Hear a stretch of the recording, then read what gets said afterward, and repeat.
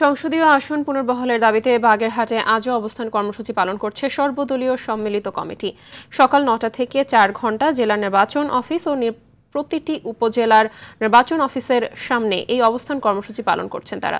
শারদীয় দুর্গোৎসব উপলক্ষে জনসাধারণের দুর্ভোগের কথা বিবেচনা করে পূর্ব ঘোষিত হরতাল আগেই প্রত্যাহার করেন তারা।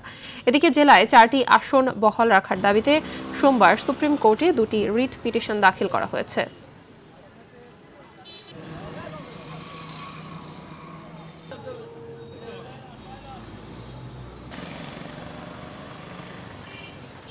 আমাদের যে 4টি আসন ছিল সেই 4টি আসন আমরা ফিরে পেতে চাই এবং 4টি আসন ফিরে না পাওয়া পর্যন্ত আমরা আমাদের আন্দোলন চালিয়ে যাব এবং এই আন্দোলন এখন যেভাবে আমরা অবস্থান কর্মসূচি করছি সেটার মধ্যে আমরা থাকবো না। গণস্বাক্ষর কর্মসূচি অব্যাহত থাকবে এবং পরবর্তীতে আমাদের আরো কর্মসূচি থাকবে। সংসদীয় আসন পুনর্বহালের দাবিতে বাগেরহাটে আজও অবস্থান কর্মসূচি পালন করছে সর্বদলীয় সম্মিলিত কমিটি। এই বিষয়ে আরও জানাতে বাগেরহাট থেকে সরাসরি যোগ দিচ্ছেন সহকর্মী এস.এম. শামসুর রহমান।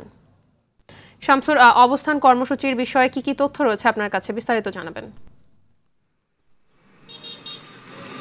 মাহবুবা, আপনি যেমনটি বলছিলেন, বাগেরহাটের 4টি সংসদীয় আসন পুনর্বহালের দাবিতে যে আন্দোলন সেটি কিন্তু আজ তৃতীয় ধাপের আন্দোলনের আজ দ্বিতীয় দিন ছিল। এটি কিন্তু গতকাল যে সকাল 9টা থেকে বেলা 1টা পর্যন্ত কিন্তু বাগেরহাটের প্রতিটি উপজেলায় যে সর্বদলীয় সম্মিলিত কমিটির নেতৃবৃন্দ কিন্তু তারা কিন্তু অবস্থান কর্মসূচি পালন করেছিল।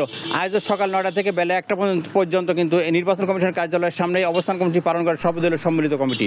তারা কিন্তু এই মাত্র 1টার সময় এই মাত্র শেষ হলো, তারা কিন্তু এখন যার ফিরে গেছে এবং তারা বলছে যে তারা কিন্তু এই ফিরে নয়, তারা কিন্তু আরও কঠোর কর্মসূচি দেবে এবং শুক্র শনিবার যাতে সরকারি ছুটি, এই ছুটির দিনে কিন্তু তারা গণস্বাক্ষর সংগ্রহ করবে এবং আগামীতে কিন্তু কঠোর কর্মসূচি দেবে। মাহবুব, আপনাকে জানিয়ে রাখি, এই 2 দিন অর্থাৎ গতকাল এবং আজ কিন্তু বাগেরহাটে অর্থ দিবস হরতাল হওয়ার কথা ছিল, কিন্তু সেটি যেহেতু হিন্দু ধর্মীয় যে বড় পূজা এবং